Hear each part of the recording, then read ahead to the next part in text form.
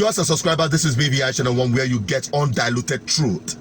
As some of you might have been observing recently, there is this development, very scary development, that is happening in Nigeria. The sequence of events that has been happening around Dokubo, his collaboration with the man in Asorok, Tinubu, and the whole drama that is happening and what transpired in court between DSS and prison operatives dragging custody of MFLA. Now, the height of it is this recent video that is trending, where Asari Dokubo is threatening the governor of River State. Wanna put on well, made them fear, made them hear am. Same, if they when Nnamdi Kanu put 100 million bounty for a Oga head, is a poor one here so we can head. That I know get mad to talk. Because since he said we know they look for trouble. But if Yanga they sleep, trouble can't wake up. Ingo collect. You do anyhow. You do anyhow. You do anyhow. Go around will be a shite place. Because he not look for somebody trouble. He dey on their own. He dey even help. He say make we no help. In they talk because the Enrique election put on somewhere. Oh my but I'm just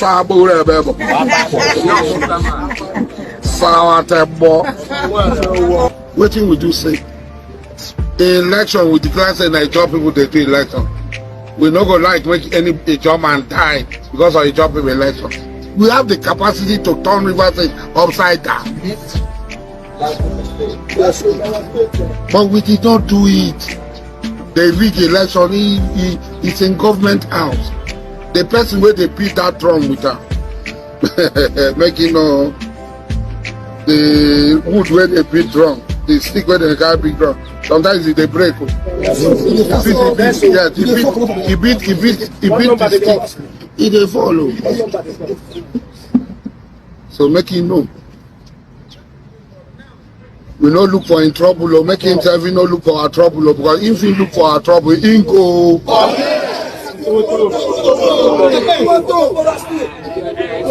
If he look for our trouble, he go do what? Under the constitution of Nigeria, whether he be governor or he be anything, we equal to him. He no be anybody. He's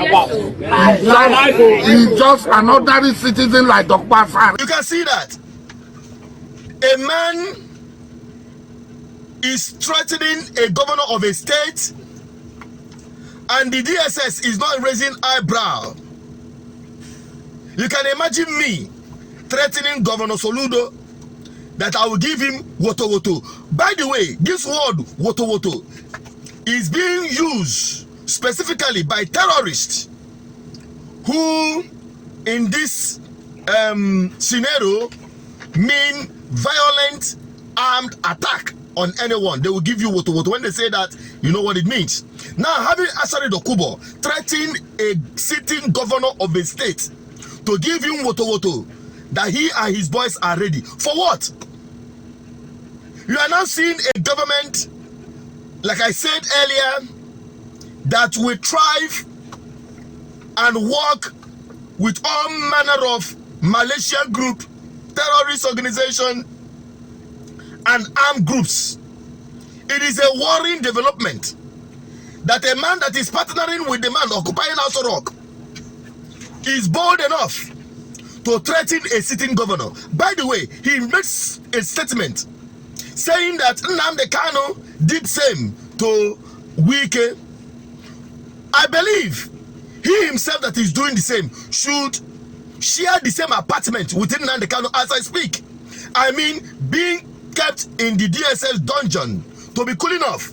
That is where he should be if he is associating himself with what Nnamdi Kanu did or threatened Wike. Now, when you look at these things, you see that this government is not ready whatsoever to curb the madness happening in Nigeria. In fact, they are fanning it up. They are using this man and his like to intimidate Nigerians, to make Nigeria a banana republic. All right, we all know his partnership since after he visited Tinubu in Aso Rock. The man had gone haywire, that he can say anything, do anything, and there will be no consequences for it. Who will be the next, and what could be the next? If this man is left untamed, if this man can threaten a whole sitting governor and nothing happens, and the DSS are just watching as though that nothing is happening, that is to tell you how complicit the system is. Now the same DSS is busy fighting for custody of a man that has been granted bail by the court with the prison operatives. Illegal, as you can see, that's the commander of the Nigerian. This is what the DSS has done. See what DSS has done Nigeria to. See what DSS has done Nigeria to. See what DSS has done Nigeria to. See them. See what DSS has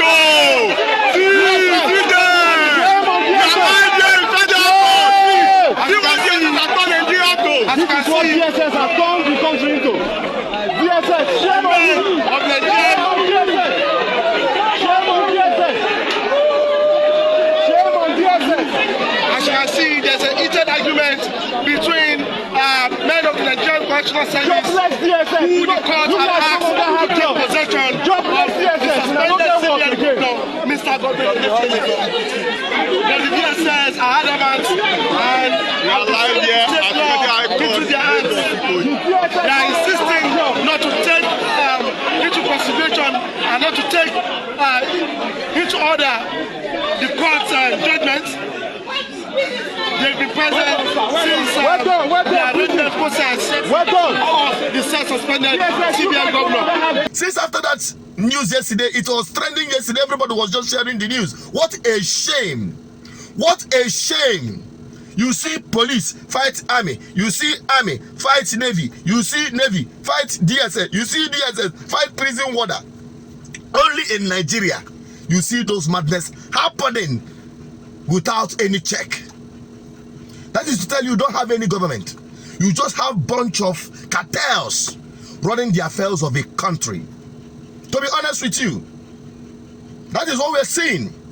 When they have a candidate of arrest, if they need people to be in custody, Asari Dokubo is one very most available candidate to be in their dungeon, to be arrested, instead of dragging Emefiele up and down. And I think some people will say, and I believe that also, that this custody dragging is just all about who will keep this man in custody. And some people will presume some little things they come aside when you have VIPs like this in custody. Maybe that is exactly why they are busy dragging who will be in custody of Emefiele, maybe to get a share of whatever. And by the way, what is this man being accused of? He's being accused of holding firearms. Now, this man, this lawyer, said it the way it is, that I will not even say better. Forcefully, you labeled him a terrorist. Then he must apologize. Then we ask, you are charging him for possession of firearms when Asari Dokubo is displaying his AK-47. Have you arrested Asari Dokubo? Recruiting militants, threatening to kill the entire Southeast people. You have not arrested him because he's doing your own bidding. Now you are coming to arrest Emefiele for possessing firearms. What about the bandits in the bush, in Sambisa? What about the bandits along Kaduna, Abuja-Kaduna Road? How many of them have they arrested? The bandits that are parading AK-47, how many of them have they arraigned for possessing AK-47? They don't know where the bandits are. If they don't know where the bandits are, don't they know the man who goes to visit the bandits and come out? Don't they know him? He goes to visit the bandits in the bush and come out. How many of those bandits in the bush that have AK-47 has the DSS arraigned? How many? Because some of it is from the southeast, or because it's from the south that bears him on them. We must prosecute them. We must suppress them. In a country you say we are united and our unity is in our diversity. You just talk, you don't walk the talk. In this country, rule of law must be entrenched. That is why we are here. He must apologize to Emefili for labeling I am Okere Kingdom. That is it. That is the truth. When they came up with this frivolity of this accusation of holding firearms, sponsoring IPOB, I knew that they don't have any case against this man. Not that the man is free of sin, but you know Nigeria is good at leaving the object and pursuing after shadows, because they themselves, they know say they are nash plenty shit they inside. Of course, when you have now left the focus of the Naira designing or money laundering or anything that got to do with monetary related issue, you are now shifting it to holding firearms, whereas you left a man brandishing firearms to the entire world and raising militias freely to be going about intimidating Nigerians through the social media. Well, we are watching, and the world is also watching this government. But I tell Nigerians, how long shall you sit down and watch? That is just my position. I want you to drop your comment on the comment section. Let us have your opinion on this. All of these things that are happening, what is your take? And what do you expect will happen next? And my voice, the voice of the people on the street, that you may not hear their voice. And also an advocate for good governance. And it begins with having the right people in power. Like I've always continued to advocate that this government, which is illegitimate, is doing everything possible through illegitimate means to consolidate power. We are looking forward that perhaps the judiciary will redeem the very last thing that is holding this country together from complete collapse into oblivion. And some people will say, I wish that.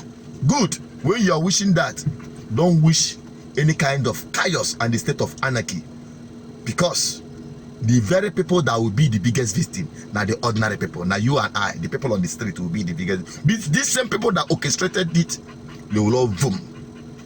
We will all be clean ourselves. Anyway, I maintain in due process of law for whatever thing you are agitating for. Please do that through the due process of law, because chaos can only make things worse, and the victims are the ordinary people, very innocent people who have nothing to do with the entire madness. Please help me share this video and drive this message to all Nigerians. Bye bye for now.